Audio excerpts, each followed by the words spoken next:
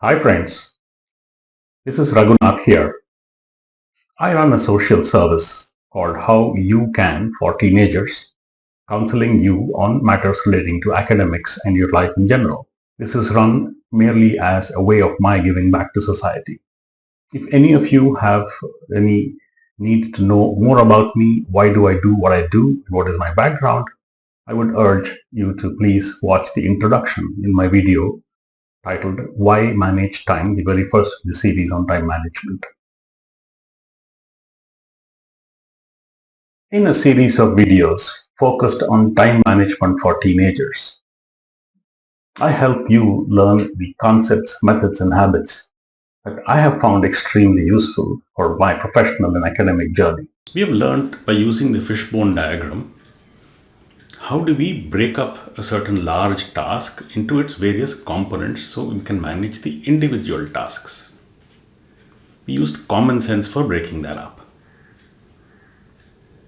We also learned the technique of jotting it down, or out of sight, out of mind principle, how to use that to know what all to do. There are many situations in your academics where you may have to find out what all needs to get done, what is expected from you. So I'm going to explain to you in this video the importance and how to go about sourcing the data of what all I need to do rightly, meaning correctly, and early on, so that you're not caught either doing the wrong things or not knowing what to do even. This is a very important exercise you have to do early on of a certain expectation from you. I will illustrate the merit of this using a very homely example. Please bear with me if it is not connected to studies, but I will connect it. It is important to know what all is needed. Say you have invited 10 of your friends home tomorrow evening 5 o'clock to have a snack. You want to have fun, you want to serve them a nice snack, which is masala dosa, like the beautiful ones they serve in Bangalore. Crispy dosas. Tomorrow 5 p.m. Can you wait till tomorrow 3 o'clock or 4 o'clock to then know what to do to make nice masala dosas? I would urge you, please do not wait, because you will do yourself a great favor by early on trying to understand what all goes into making a good masala dosa. You don't want to have a sorry figure in front of your friends serving them a not so good dosa, correct? If you researched early on, and I would urge you to do it in context of dosa, please research it the previous day itself. You will realize you need to do something called a dosa batter, which has to ferment one night overnight, almost 24 hours. So if your friends are coming tomorrow 5 o'clock, you will need to ferment it from the previous day. If you did not know dosa, so when should you find out what all should go into a dosa? Early on, early enough. Likewise, masala dosa has masala to be served with that, the aloo sabji. You need time to prepare that. You need to know, oh, I need time to prepare a potato sabji. And of course, grind the chutney. Very mundane, very homely example, but look at the criticality of knowing early on what all I need to do. Otherwise, you will be caught without having done the right things or having too little time. And at times, having done the wrong things first, right? Let us see how this will be applicable for studies, and I will relate this to you explicitly in context of three certain types of situations, three types of activities you are likely to be engaged in. First, especially in higher classes, especially the high school students, exam preparation. Exam is at end of the year, 3 months, 4 months, 1 year away. But you need all of the time, I'm assuring you, to prepare intelligently, smartly using your time. So early on, you need to source the right data. What should I prepare? What all should I prepare? I am saying, having passed so many exams in my life successfully, go to the ultimate source. the syllabus. You have to prepare every inch and item in the syllabus. Go to the syllabus. That's the best source for you early on to know what all I need to manage. How much should I study? How much is it going to take? For example, this is the curriculum for physics for a Cambridge curriculum, 10th standard, IGCSE. I will say, if you go to the syllabus, say 6 months before the exam, you will know, oh, there are 23 units to study. I need to allocate time for all 23 units. Without knowing that, you'll just be doing chapter after chapter, not knowing when you're going to finish, are you finishing enough in time, etc.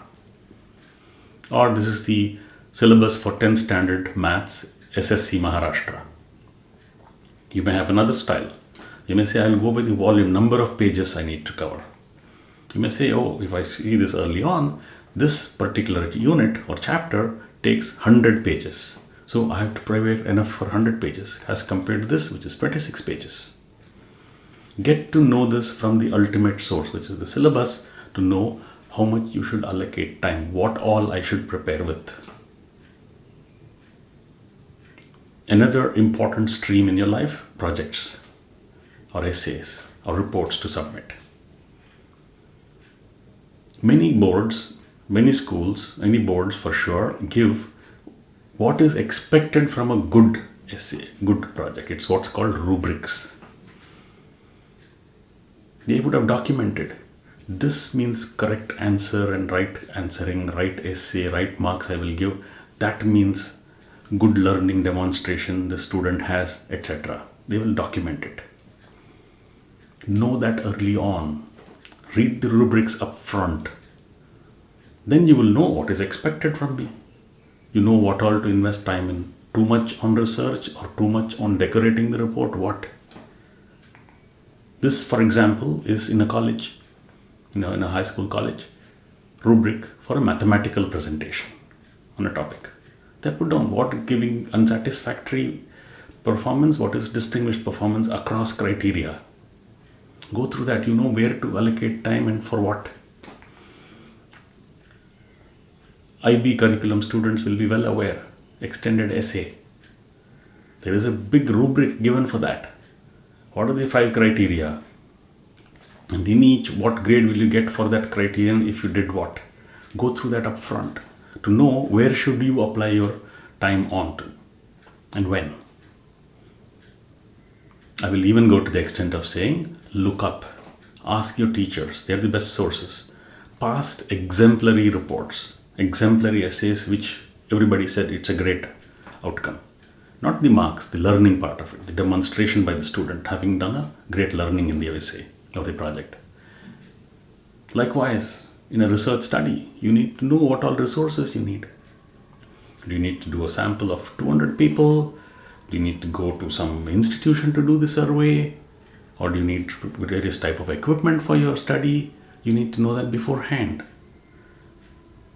So understand the resources needed. What is an exemplary report, past examples, read the rubrics up front. Third sphere of your life, routine school days. What happens? We learned in the previous video, log what to do day to day. Use the same principle I taught you earlier on. Little drops of water make a mighty ocean. It is little activities which add up. How do you keep track of the little activities? You would have, if you have understood the concept of the log of day-to-day activities as they are told to you, every day review what is to be done. Look at your log sheet. Oh, I need to do ABCD. You need to allocate time for them. And even within that, if there is a homework or a revision, understand how large it is. You may otherwise misassume it is a half an hour job. It may actually be a 4 hours job. Right? Apply your mind for 2 seconds. Is it a large thing, small thing, or a medium thing? How many pages should I read or review? If teacher has said, read up this chapter in this English textbook and come, is it 1 page? Is it 45 pages or 200 pages? You need to know that. Look it up front. Then you will know how much you need to allocate and what all you can do in that. And if it is very large, use the principle of fishbone diagram. Can I break it up into smaller tasks so I can manage them in a more flexible way? So these are all the ways in which you determine what to do in your managing of time. There is one important element once you know what all to do, especially in large complex projects, to know what should you do first and then what next and so on. I will teach you that in the next video. This video is usable by any of you, generally speaking. All of you teenagers can use this. But I know each of you is different and unique. You could have your own set of challenges, issues, contexts that need a little deeper understanding before you can apply these in your life. Perhaps. I assure you, I am available to any of you privately to help you understand these better. All you have to do is WhatsApp me on my phone number 98203-45323 or email me. I will ensure I'm available to you to help you learn how you can.